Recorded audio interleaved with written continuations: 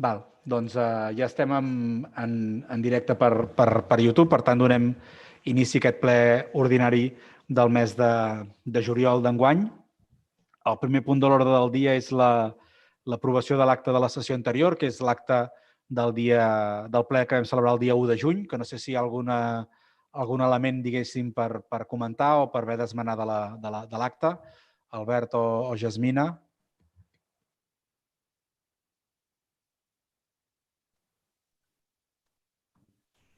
No, tot correcte. Vale, perfecte. Gràcies, Albert. Doncs aprovaríem aquest acte de la sessió anterior. Passaríem al punt segon, que en aquest cas és l'aprovació del conveni d'adhesió al conveni marc entre l'Agència de Residus de Catalunya i Ecoembes.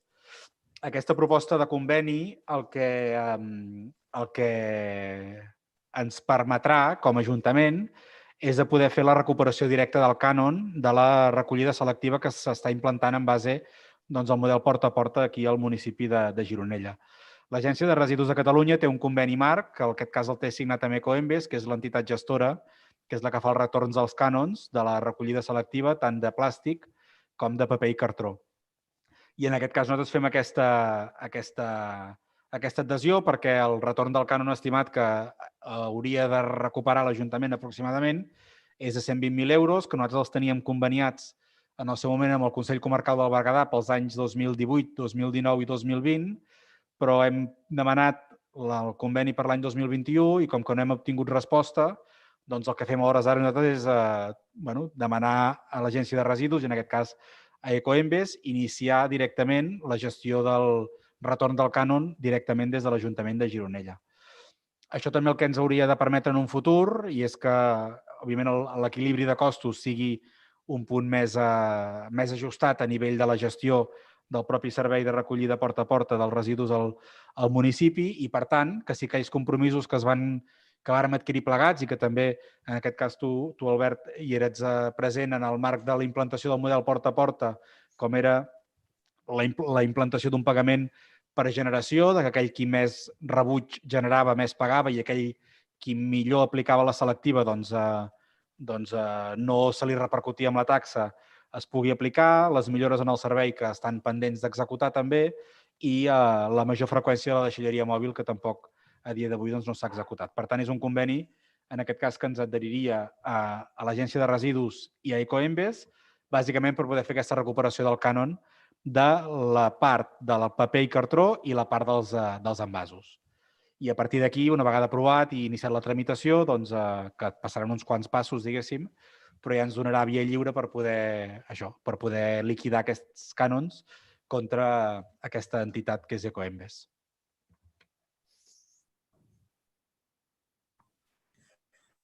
Sí, nosaltres, aviam, en aquest punt nosaltres ens abstindrem. Ens abstindrem perquè Ecoembes, segons un informe de Greenpeace, us puc passar l'enllaç perquè el pugueu visualitzar tots, desmenteixen moltes afirmacions fetes per Ecoembes. A tall d'exemple, Ecoembes diu que recicla el 75% del plàstic quan el nivell de recuperació de plàstics a nivell estatal és del 25,4%. Tot això són dades, ja dic, de l'informe de Greenpeace.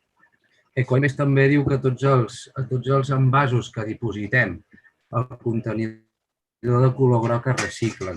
Segons Greenpeace i segons aquest informe també és fals, perquè el 40% d'aquests és rebutjats a les plantes de separació. Un altre exemple és que els brics són reciclables.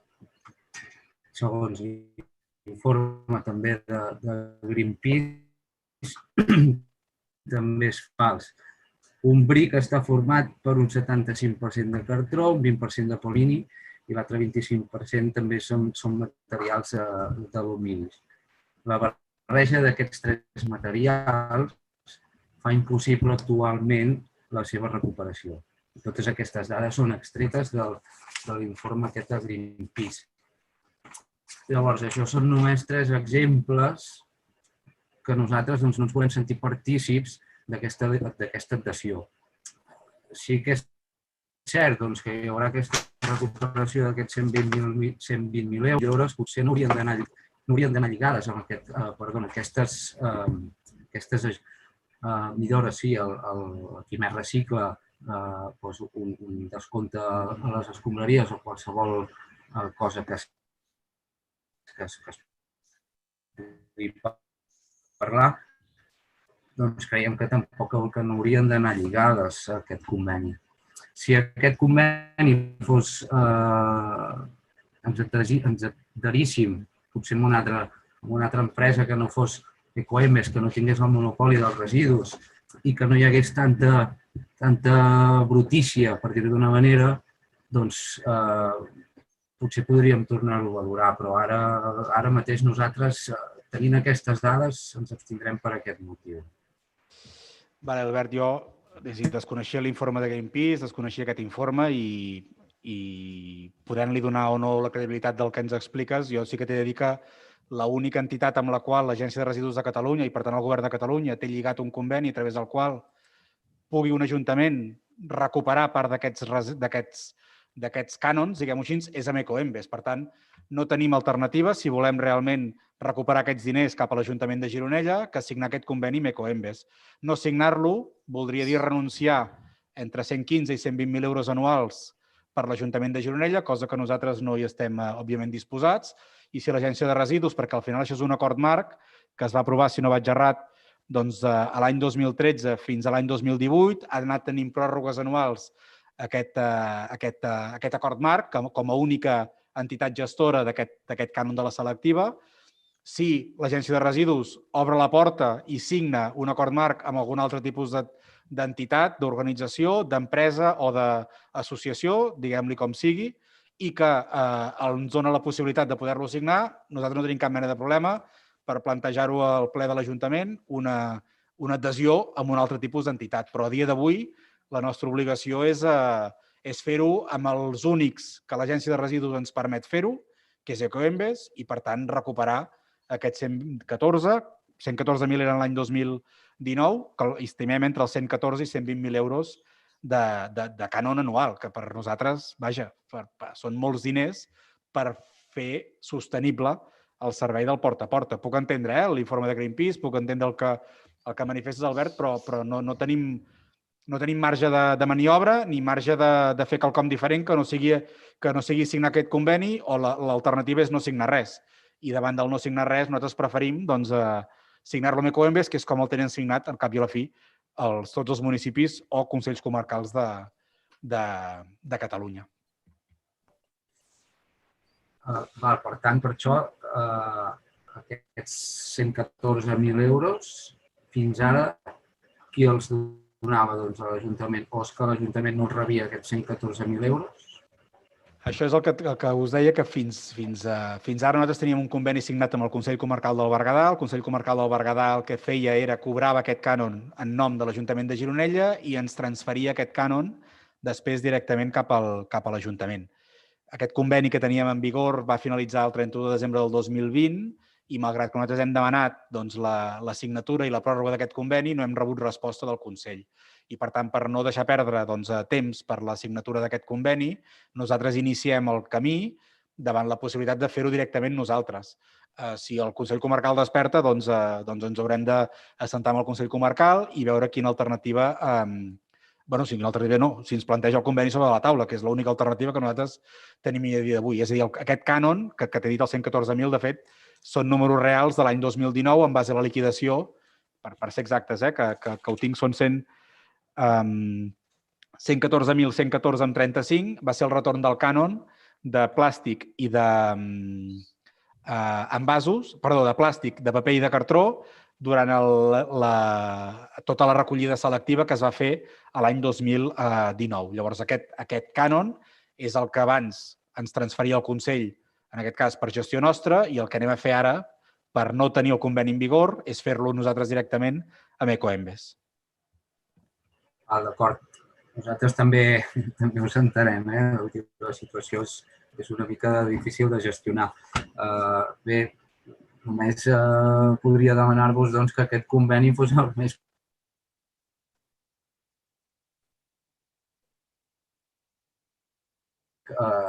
a l'espera que puguin haver-hi algun tipus de canvis a l'Agència Catalana de Residus o no sé, que no sigui un conveni de durada de 10 anys, que ens tingui lligats de mans i peus durant 10 anys amb aquestes empreses que no acaben sent del tot netes o del tot clares.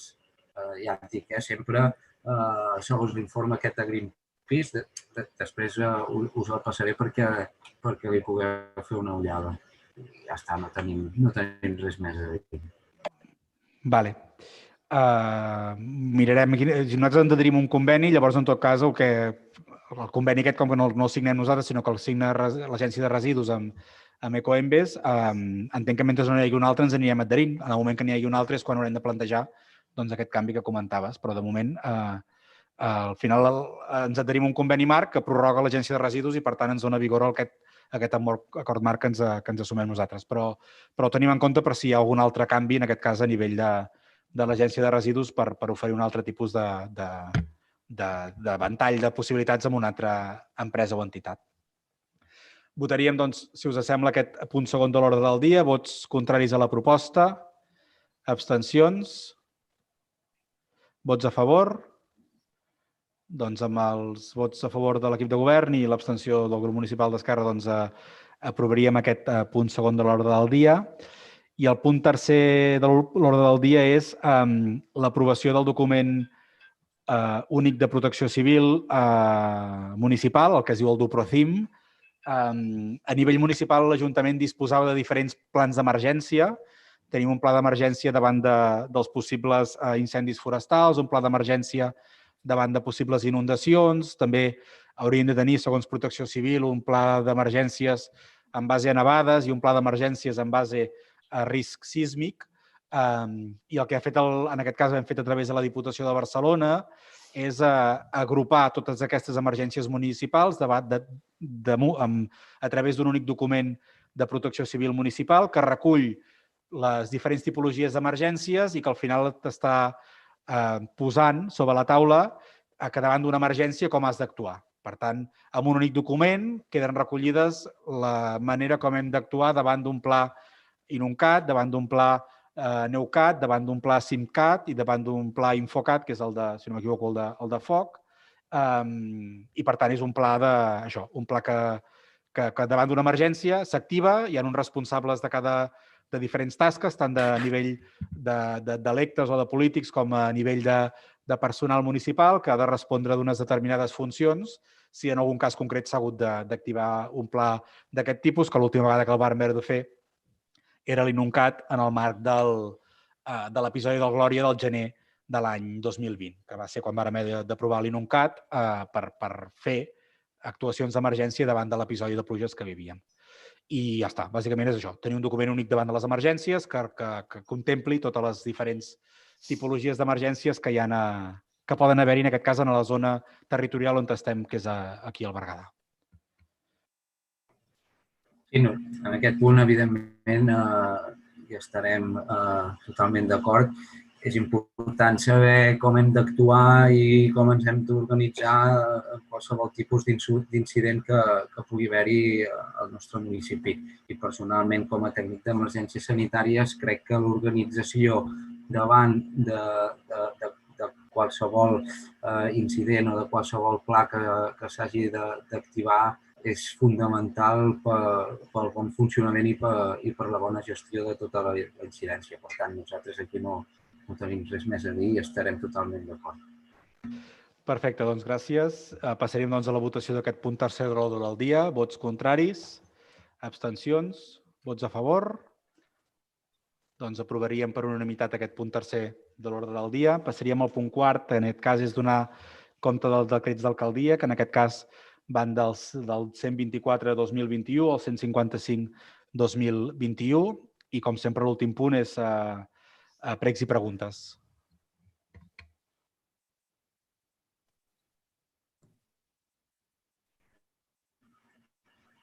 Sí, sobretot cap al final del carrer Urbanal, abans d'agafar la carretera del Jordi, allà no hi ha zona d'estacionament limitat i es troben a vegades fins i tot per dies i setmanes.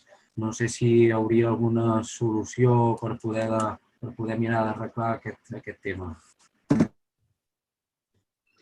Albert, m'he perdut. El primer tros se t'ha tallat i he entès que deies l'urbanal, però no he entès res més.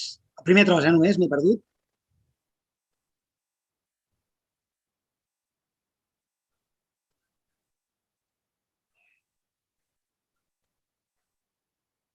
Soc jo? Em sentiu a mi? No, jo crec... Sí, és l'Albert. Albert, no sé si potser si apagant la càmera tindríem millor connexió. Prova ara de tornar a formular la pregunta, sisplau, Albert.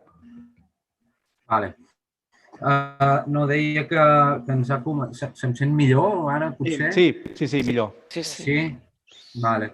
Dic que hi ha algun veí de dalt al poble, sobretot cap al final del carrer Urbanal, quan faig la baixada cap a la carretera del Jordi, que tenies cap a baix als Horts i tot això, cap allà, aquella zona, no hi ha zona d'estacionament limitat.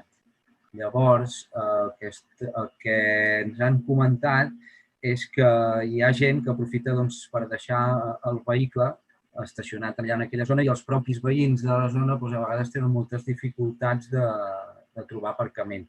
No sé si hi hauria alguna opció de poder solucionar això. Es pot mirar. A veure, a la zona aquella zona que dius tu, pràcticament és l'única zona del barri històric que no té estacionament limitat, perquè tota la resta on té. Aleshores, jo el que els demanaria, clar, que si realment hi ha aquesta demanda, que facin una sol·licitud una mica entre diversos veïns i ho valoraríem, perquè jo no sé si és una persona, dues o... Saps què passa, Albert? Que quan fa estacionament limitat hi ha gent que està molt contenta i hi ha gent que està molt descontenta. Aleshores, si és una cosa bastant comú entre la gent, jo els demanaria que facin una proposta i llavors ho valorarem, si et sembla.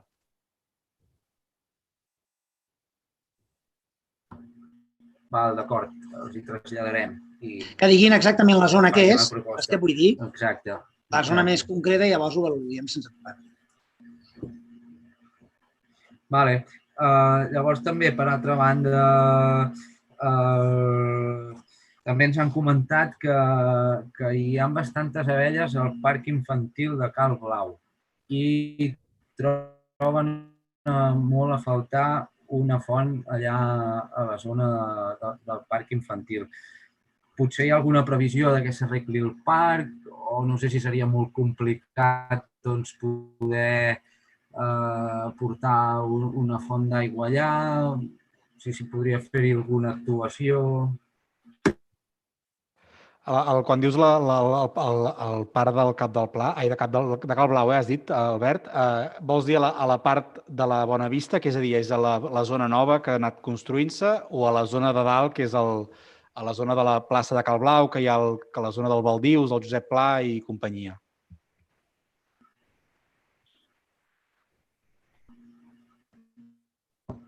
No, a la zona Bona Vista.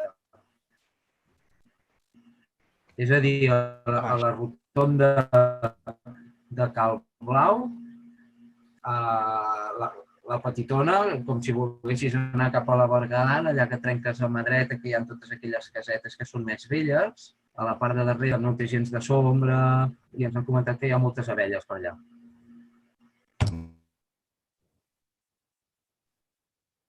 Mirarem, si et sembla, Albert, és a dir, quina dificultat hi ha per fer arribar l'aigua allà, perquè allà és cert que quan es devia fer aquesta zona de parc no es devia preveure una preinstal·lació d'aigua, perquè tampoc no hi ha zona de reg automàtic de la zona verda, diguem-ho així. Per tant, haurem de mirar si hi ha alguna manera de fer arribar aigua fàcilment i fer-ho. I per la part de les abelles, no sé si...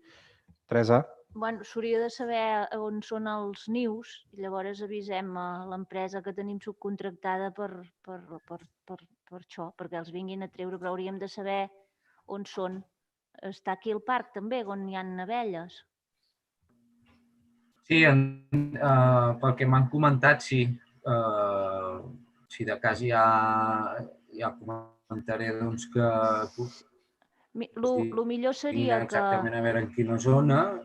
Sí, o que ens entrin en una instància demanant informació o que truquin i que tinguem una referència d'algun veí que puguin anar a ensenyar on són els nius. Sí, però si hi ha algun veí que ens ensenya on és, normalment ho solem fer així, de quan ens avisen de rates ens posem en contacte amb el veí que ens ha avisat de rates que ens ensenyi on són.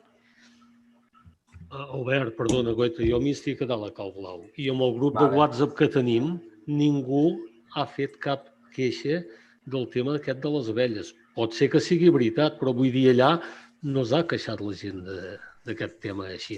Hi va haver-hi un veí que va veure 2 nius, 2 eixams, però ja eren vells i van venir els agents rurals a mirar-ho a veure què, però ja eren morts. Pot ser, però vull dir, a nivell del grup de WhatsApp de Cal Blau no corre cap notícia d'aquestes. No et dic que no sigui veritat, Jo crec, Albert, sí... No, dic, Albert, si la persona que us ha fet arribar aquesta petició o aquest prec, diguem-ho així, que es posi en contacte o bé amb el Josep Camps, que és el regidor del barri de Cal Blau, o amb la Teresa Terri Cabres, que porta més tota l'àrea de salut pública, que ens digui exactament on ho han vist, que nosaltres ho anirem a mirar allà exactament i anirem amb l'empresa i que llavors que Better Berga, que al final és qui ens fa aquests serveis, que ens digui quina és la millor manera de poder-ho solventar.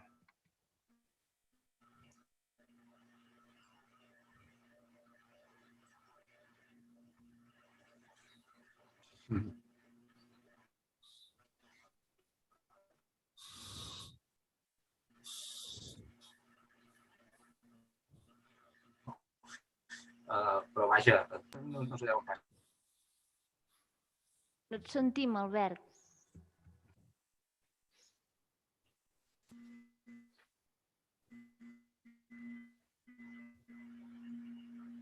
Ei, em sembla que he caigut, que sí? Ara sí.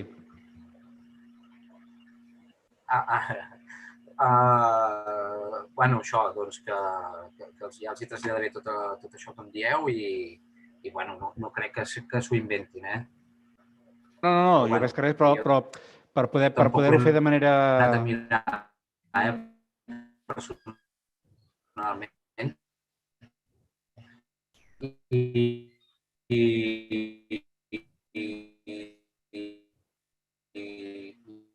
Ja està.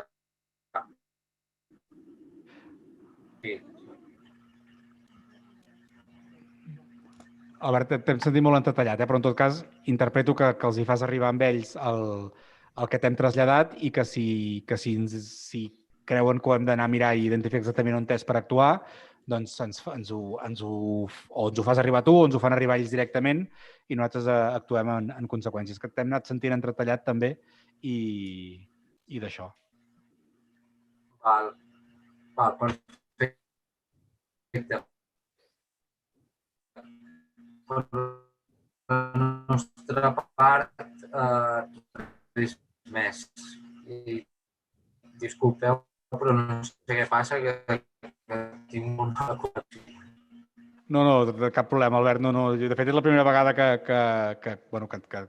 estan, pel que veiem, pel que hem vist abans, suposo que a casa generava tanta interferència la connexió. Hem intentat anar recollint si en el marc de la pregunta i de la resposta, quan fem l'acte, falta alguna cosa que no ha quedat prou ben recollida, ens ho esmeneu a la propera sessió plenària i ho adaptem. Si no hi ha més pregs i preguntes, donaríem el ple per acabat i si de cara al mes de setembre, confiant, desitjant i esperant que la pandèmia vagi minvant, en la mesura del possible i si voleu recuperar la presencialitat dels plens, òbviament, nosaltres la sala l'acabaríem d'allargar una miqueta més amb taules per garantir un punt més a distància si es creu necessari, però que sapigueu que si voleu, el mes de setembre ja podríem fer els plens presencials i, per tant, això, la virtualitat ha estat molt bé i ens ha permès mantenir l'operativa del dia a dia, però potser també ens facilitaria doncs, en moments concrets la possible presencialitat, tot i que si algú algun moment l'ha de fer virtual, com passa a vegades, doncs sense cap mena de problema habilitaríem també el sistema de videoconferències que ja el tenim per mà aquests dies. Per tant, sense haver-hi més temes a tractar, quan són les 9:27 donaríem per acabat aquest ple del mes de juliol i si no tenim ocasió de veure'ns abans de que pugueu tenir uns dies merescuts de vacances d'estiu, que passeu unes bones vacances d'estiu i ens retrobem per un ple ordinari el mes de setembre. Gràcies i fins la propera. Gràcies, bona nit i bones vacances.